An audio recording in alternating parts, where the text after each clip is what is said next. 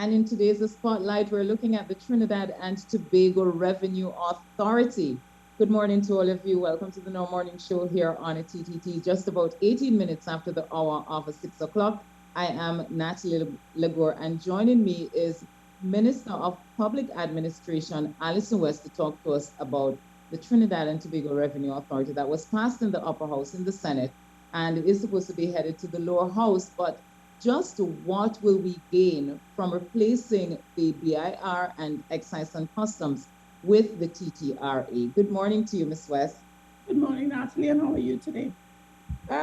Surviving, in full survival mode, definitely. Good to hear. Yes, well, thank you so much for joining us. So, I think one of the fundamental questions that I've been hearing since we've had, the debate in the upper house is what is going to be so different about the Revenue Authority. We had a name change with HDC. We saw a lot of the problems transferred there. Same thing with TT Post. What is going to be so different about the Revenue Authority as compared to BIR and Customs and Excise? Okay, Natalie, so we spent a lot of time, this is the team that worked on designing the Revenue Authority. We spent a lot of time trying to determine how the Customs and Excise and the Inland Revenue work currently, and what practices are adopted in other countries that work better than we work. And we have designed an organization and redesigned all the processes of both organizations to ensure that what we get is greater efficiency, staff that are structured in such a way that they work better, and most importantly, an organization that makes it easier for the public to access and secure services. Right, but we also know that coming out of this arrangement or this change is that a lot of the staff, if my memory serves me correctly, a lot of the staff that are now in the system are going to be transferring to the Revenue Authority. Now, if we have the same human resource, what is going to prevent the same practices, the same attitudes, the same behavior from transferring from one organization to the other? Well, a lot of what comes out as improper practices in these two organizations is based significantly on how this public service is structured and the rules that we are obliged to follow. So when last have we re-engineered the processes at either organization? I would suspect it's been a while. Moving stuff, not properly resourcing the organization is a huge problem that we currently have. So at the moment, Inland Revenue, I believe, has 40% of the resources it needs, or 60%, and Customs has 40%. So on average, they have half the staff that they need to do their job. That's one huge problem that we propose to address, because except for the enforcement officers who will remain public officers, we will be staffing the organization outside of the mechanism that is currently used for staffing the public service. So staffing the organization properly, training them properly, because as I keep saying, Inland Revenue had a training program that was for all technical employees that was 6 months long. So everybody entering the organization went into that program and came out of it understanding the board's position on all important matters. And so at that time, when you had a conversation with a public officer, if you asked a question about tax, you would get a consistent response. At this point in time, the response you get depends on the officer you call, and that can't be right. So it's training the employees, hopefully rewarding them in a manner that will instigate them to work, and promoting and assessing them in a manner that inspires people to do what needs to be done. At the moment, you don't have proper assessment of staff. You don't have staff being promoted based on merit. And so there really is no incentive. All a staff member who is not inspired on his own to work needs to do is sit in his job, and he will eventually get promoted, and he will eventually get adjustments in salary, and he will eventually retire with his pension. But now, in other words, yes. So In other words, you're telling me that with the Trinidad and Tobago Revenue Authority is that a lot of the managerial, the tax administration issues will be moving to who is going to be spearheading that or overseeing that, if not the Public Service Commission, since we're identifying all of these issues with the Public Service Commission being in charge? There is a board that would be set up to oversee and manage the operation of the TTTRE. And they will be responsible for ensuring that the organization functions properly, that they report to Parliament regularly on what their objectives are and how they are performing in accordance with those objectives. Then let me play devil's advocate. We have because to me, the Trinidad and Tobago Revenue Authority is going to be run similarly now to a state enterprise, in that there is a board who's going to be liaising or responding to the Minister of Finance, who goes to cabinet, that kind of structure, right? We have WASA right now, which tells us that there are over 400 managers in WASA, in an organization that probably needs about 100. So how do we ensure or prevent the same issues that we're having with BIR, Customs and Excise, from transferring to the TTRA, when we've seen the kind of issues we've had with the state enterprises, which seems to be the kind of model that is going to be now? Well, I wouldn't say that the TTRA would follow the model that WASA currently adopts. The problem with these state organizations is structure, processes, and management. And we have spent a lot of time ensuring that we have properly designed all of them. So really, it hinges now on how we implement the organization that we are putting in place. We think we have come up with a structure that's sound. We think that the fact that it is required to report regularly to Parliament on how it's performing so that it can be monitored, gives us the opportunity to create a modern organization that can properly and efficiently do what is required to do. I know that the IMF had done some work in Trinidad and Tobago, just looking at, the indicators of the Revenue Authority, of BIR, and Customs and Excise. Could you just take us through that? Because what I'm trying to figure out, apart from not filling vacancies, what were some of the issues that the IMF recognized that Trinidad and Tobago were not meeting the standards, so that we can understand where we need to go, at least the population can understand what the government's plan is to address those issues? Well, the IMF looked at 8 facets of the board's operation to assess how it is performing in respect to those 8 areas. And it found that, with the exception of 2 of them, one of them being withholding tax, that the board was significantly underperforming, and recommended as a result that we needed a revamping of the board.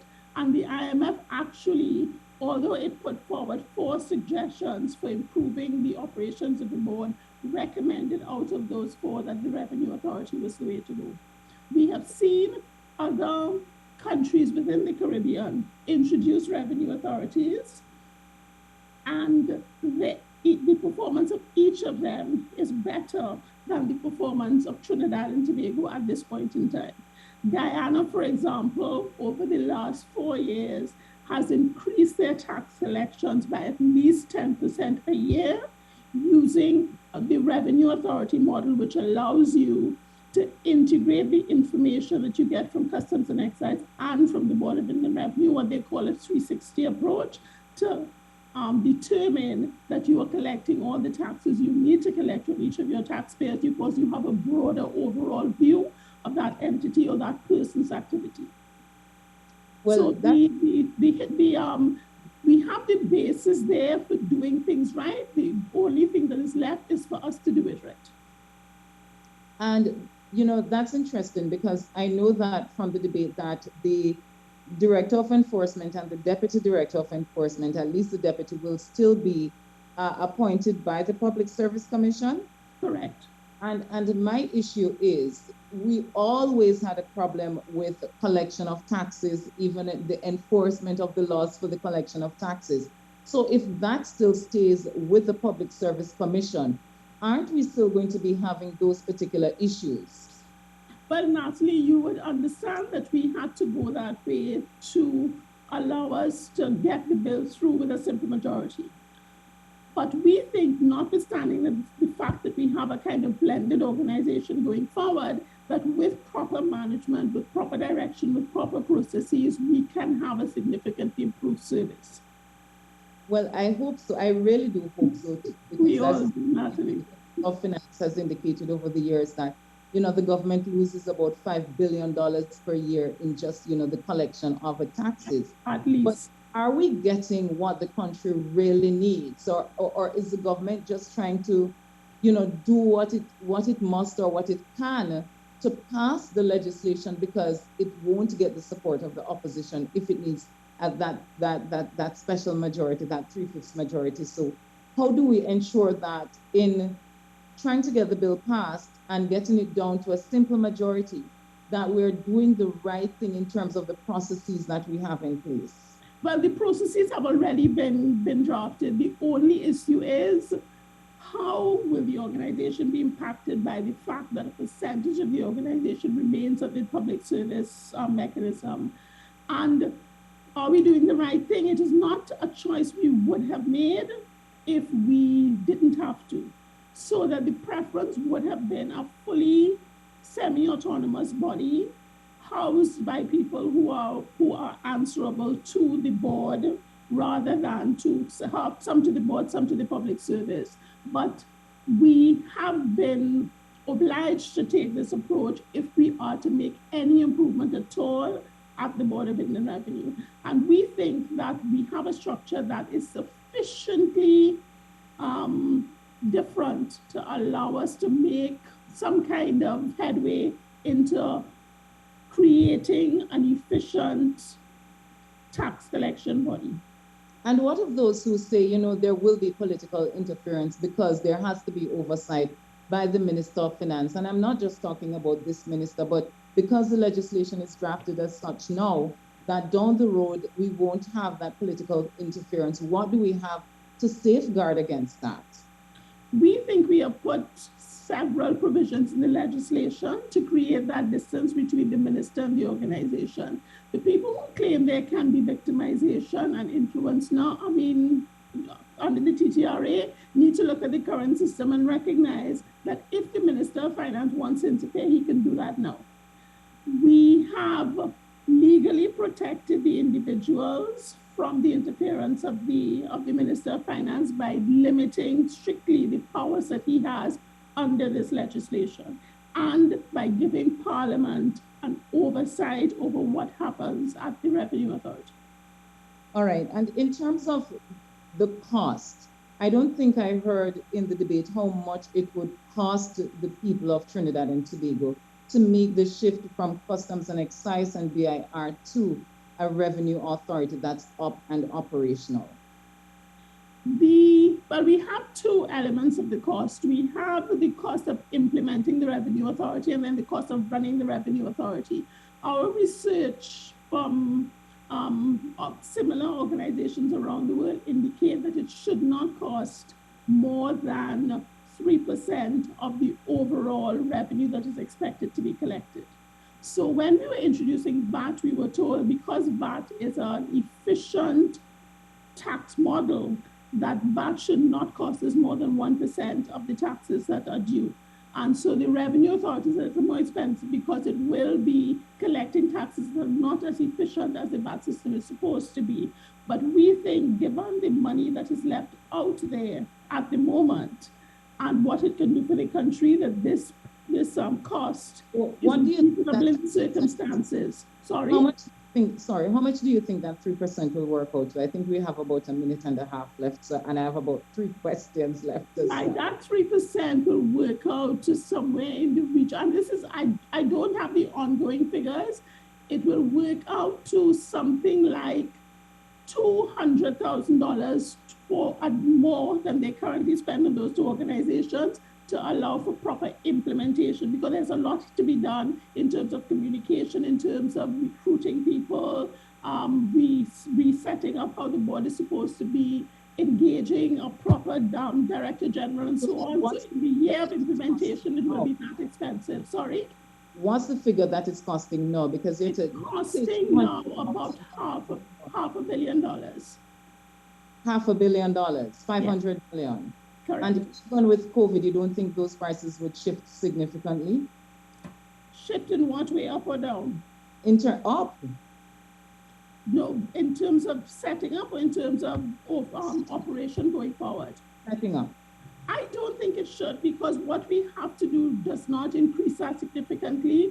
We have meetings that we have to run. Some of them may have to run electronically, but I don't think COVID will significantly impact the price of the cost of implementation.